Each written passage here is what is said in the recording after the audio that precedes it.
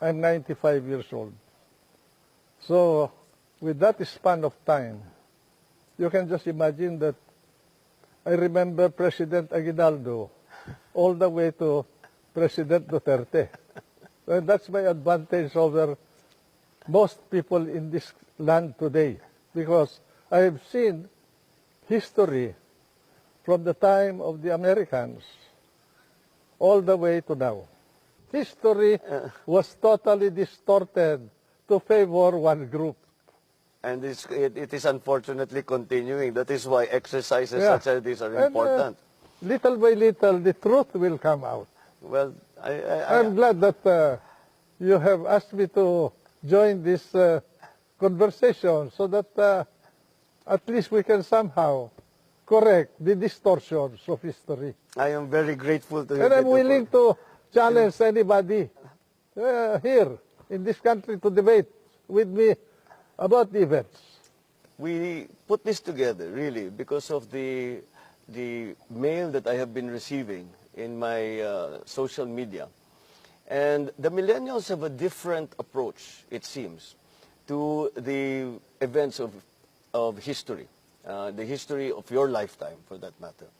And the millennials seem to want to know what it is behind the decisions that my father and the members of his government made in his time, in the time of the Marcos administrations. And so we thought the best, most authoritative person that we could find would be you, as you were not only in the middle of the action, as it were, but you were part of the decision-making process of many of the important events that occurred. During the first 2 years, 3 years of martial law, you can open your window, leave your house, nobody will touch it. That's how peaceful the country was.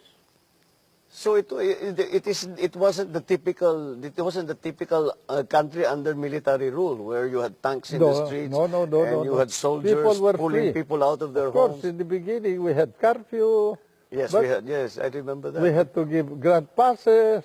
So, Tito, the account you're giving as to the approach, the build-up towards the declaration of martial law and the actual implementation of it and the enforcement of the military rule is very different from what we are hearing.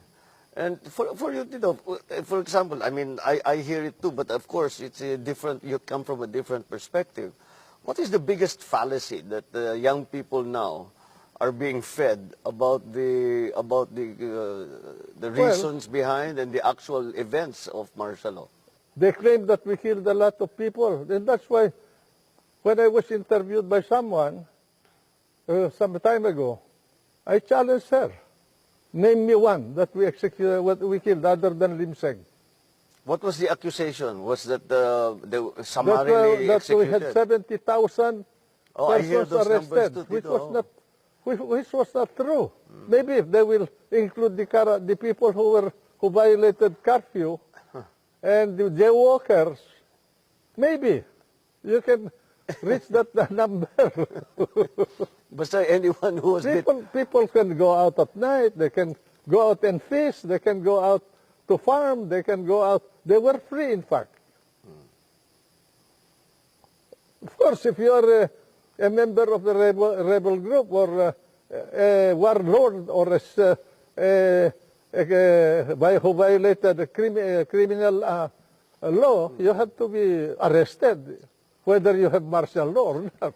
It sometimes, I'm mystified sometimes by the lack of understanding of the simple fact that if you attack the government, you attack the state needs to defend itself. Of course.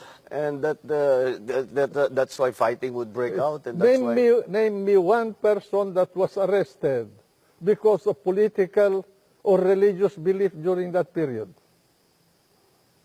None.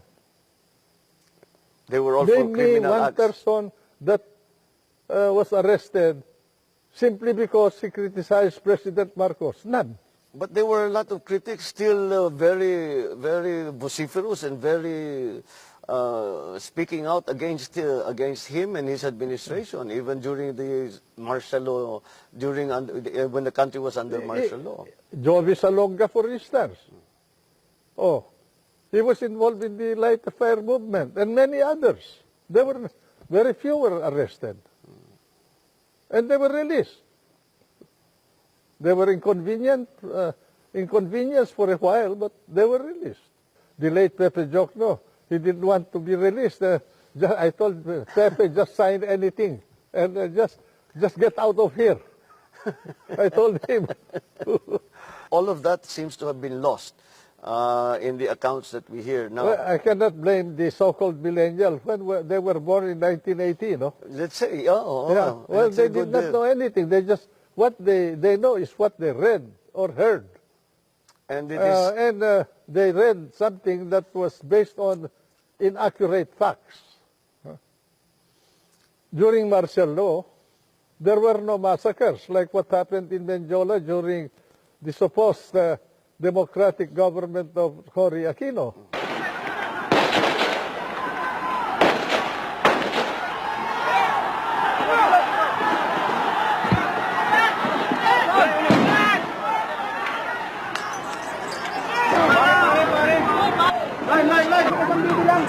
maybe you could explain to these young people the approach that you took to governance. Kasi Tito, I remember when I was young, I would listen to my father's speeches and lagi kong naririnig the phrase nation building. And I have not heard that phrase since 1986, and it does not seem to be the priority or the guiding principle in governance anymore. You mentioned about nation building, which was a battle cry of the Marcos government. That's right, Tito. That was all included in the national plan that was prepared by the brain trust of your dad, and that covers infrastructure, agriculture, energy, and education. And that's why when we started with agriculture, he established irrigation canals, especially in the north and in many parts of the country. And then he went into electrification. The national electrification that we have started with your father. He started the geothermal sources of energy in the country today, which is helping the economy. And then later on, as a part of his national plan, education of the people. And that's why he created the system of state universities that expanded the educational system in the country and made education cheaper for the people. And so many others. He introduced land reform. That's why he was very conscious of the sale of Hacienda Luisita during the Garcia administration.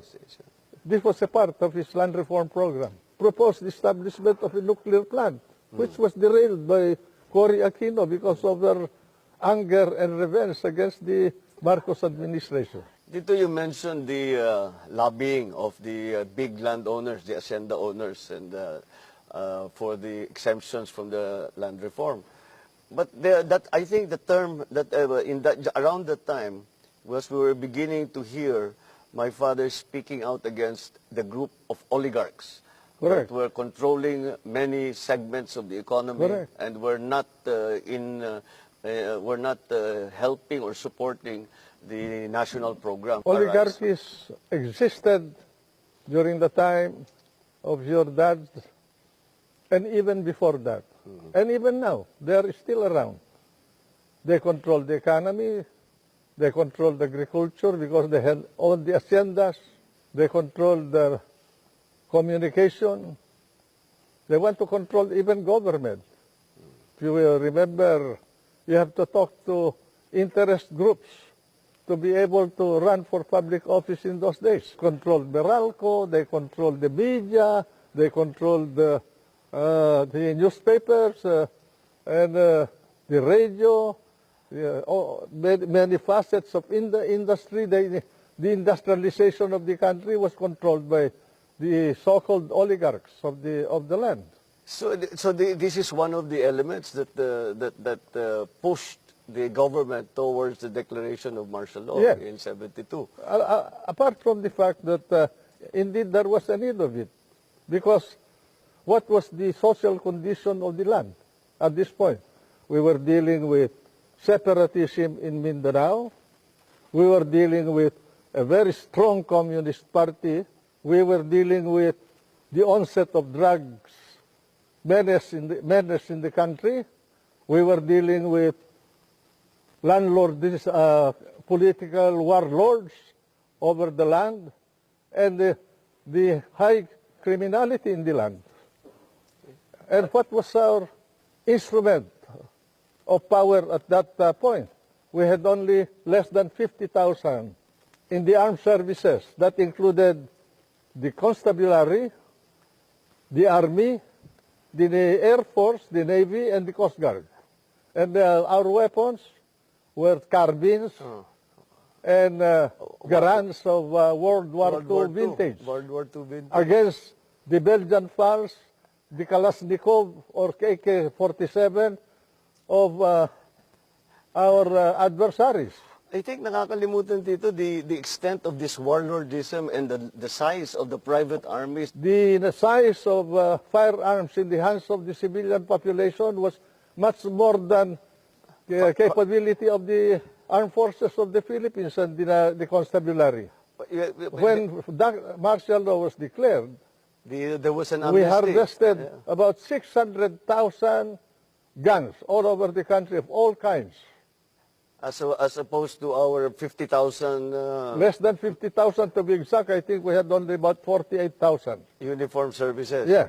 So that people do not realize the extent of the warlordism, because I don't think we have the modern equivalent. Apart from these factors that I told you, their political organization, especially the political organization of the Communist Party of the Philippines, was extensive. They have a united front that was very strong. Until now, that united front is operating through the NDF.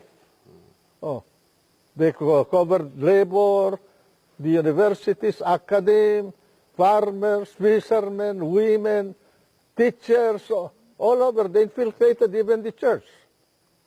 And we did not only have the armed elements of the Communist Party and the separatists, we have the Christian Liberation Army. Even the church was involved. So in that time, the government assessed that the largest security problem was the communist insurgency. Correct. And that is that the martial law was really a response to that Correct.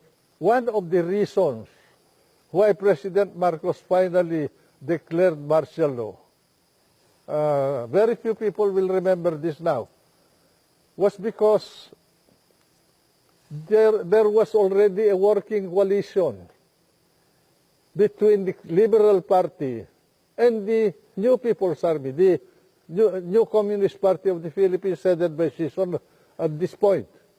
And President Marcos realized that the country was too fragile, with a very limited military capability to contain the problem. But this is something new. I did not know there was a formal agreement or between a political party. God. Ninoy Aquino and I met in the house of Ramon Silay in Urdaneta village. He was my neighbor. Paul Aquino is still alive. He was present in that meeting. He was the one who reported to me that he had a meeting with the leadership of the Communist Party, and they were discussing a coalition government. But this was together with the Liberal Party at the time? He was a member of the Liberal Party. But the Liberal Party hierarchy was part of this arrangement? Or? When President Marcos finally confronted them with information, they refused to talk to President Marcos.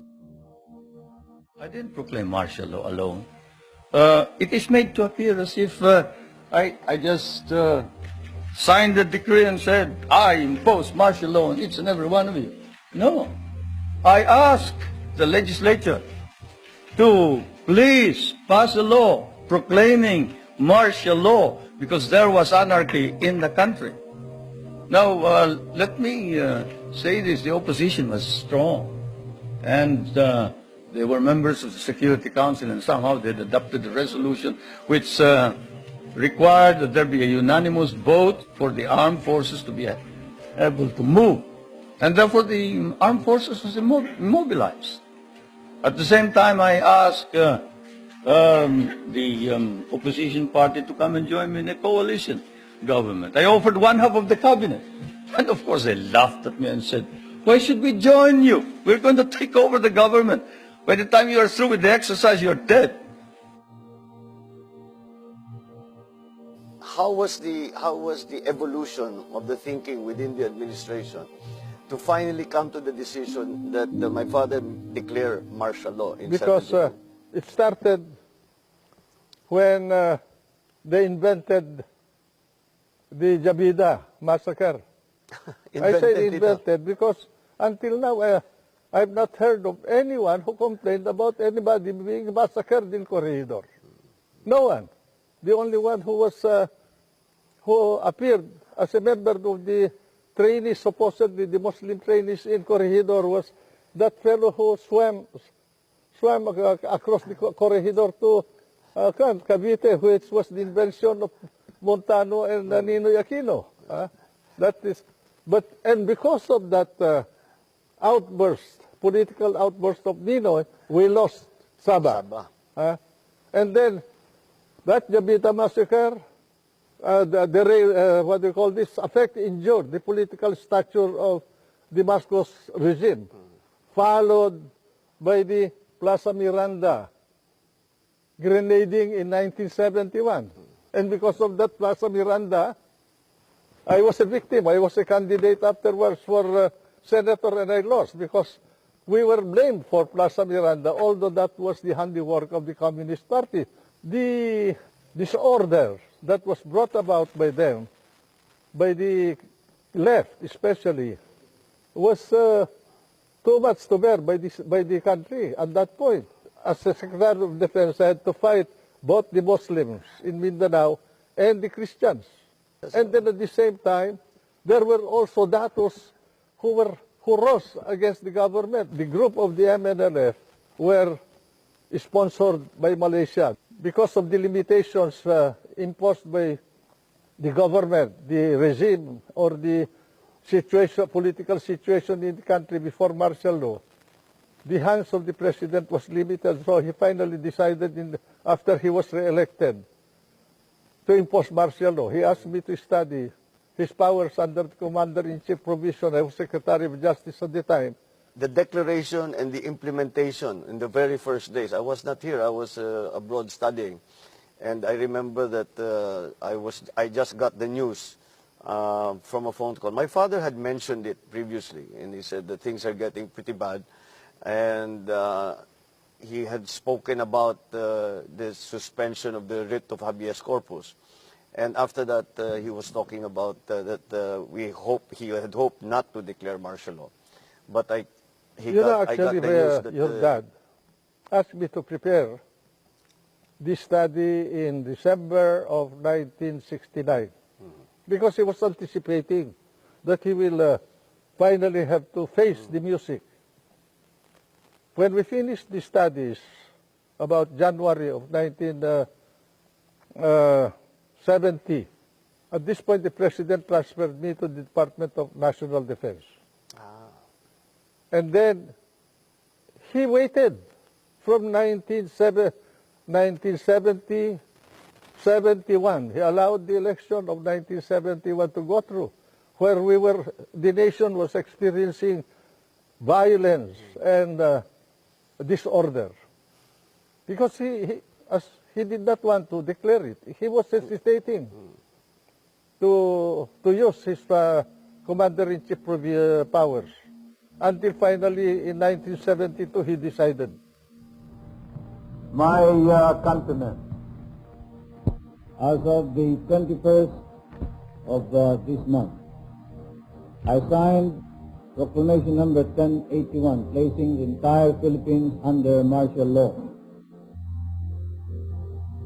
So it's not remembered very well, or it is not well documented, or it is not well disseminated about how large and how severe the problem was of the communist uprising and the we still see the fighting in Mindanao, but it's over a different different Well, ideology. we now. were able to arrest all of the leaders, including Jose Maria Sison, Juliet, the wife, and several of the leading commanders of the Communist Party, and emasculated the organization until later on, when we had, after EDSA, Cory restored the problem because he released all the released all of leaders of the those Communist leaders. Party, and then, including Father Balweg of the Cordilleras, and then brought back Miswari from Saudi exile Arabia, yes. to revive the MNL problem. Oh. And was there a reason stated That for is where why I they parted did ways that? With with Cory. Oo. In the face of all of this, I think we come to the question: how did you think Cory did as president? Did you think she Well, wala you kami know, I dito, must so tell hindi you namin that, alam masyado yung mga detalye. You know, Bongbong, having been involved in the cabinet of President Marcos, and I'm not saying this to denigrate anybody, I was dismayed when in my first cabinet meeting with Cory, he did not make any decision. I'm sorry to say this, but I realized in that first meeting that I had in that cabinet, that the president that succeeded Jordan did not know anything about governance.